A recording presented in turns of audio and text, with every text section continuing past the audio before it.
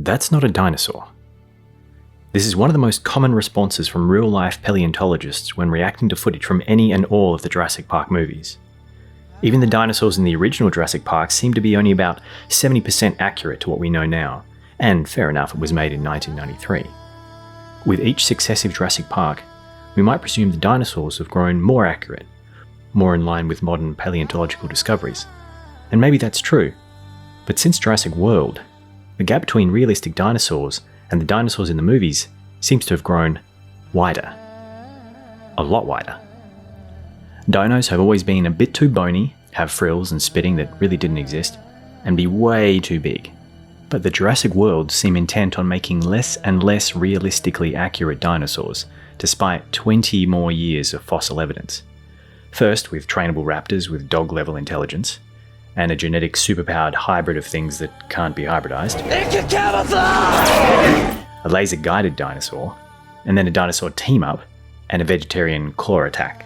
It's safe to say the dinosaurs of Jurassic World have become less and less like dinosaurs, and more like something else.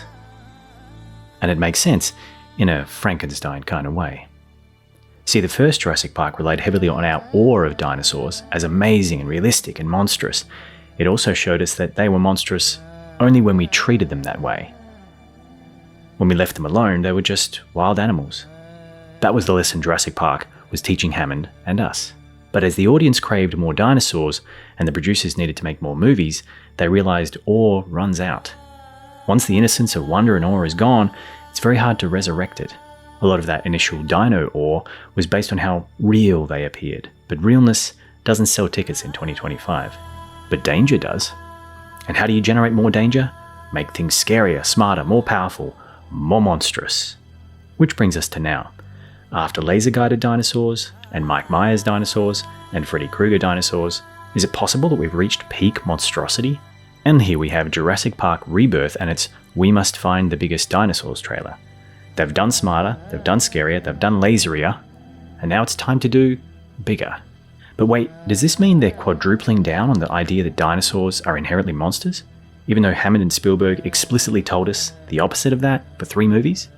I thought so until I watched the trailer again at 0.25 speed, and I figured it out. Possibly. Hopefully. So here's my hopeful theory. They're not dinosaurs.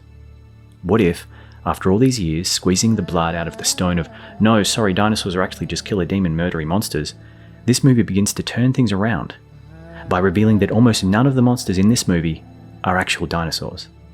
They're all warped genetic hybrid monsters that have been created Frankenstein style in an attempt to commercialize nature.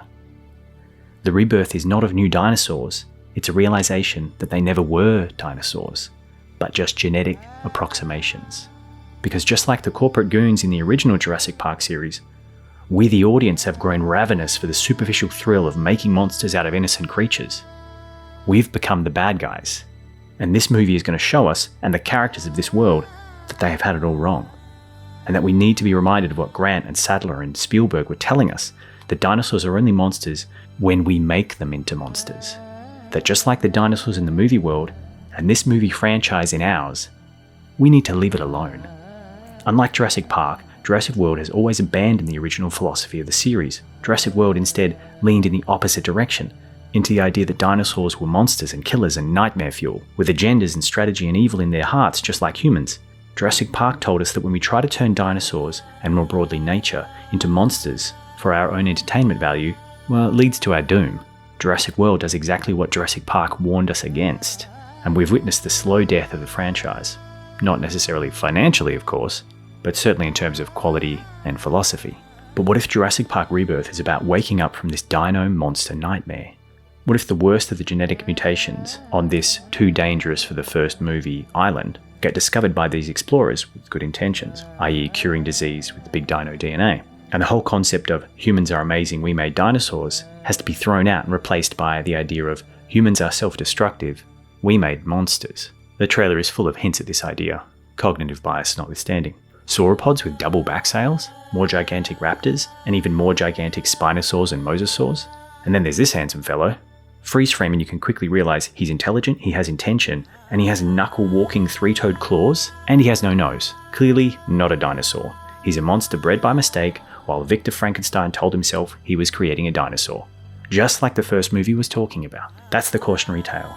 And maybe we're finally back where this Jurassic Park story belongs. But how likely is this theory?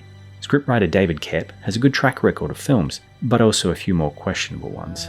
Director Gareth Edwards is about the same. Whatever we can say, the bevy of filmmakers behind this franchise have clearly created a monster.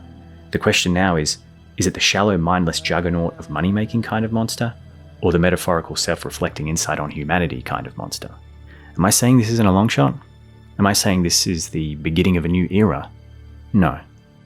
I'm just saying, hoping life finds a way.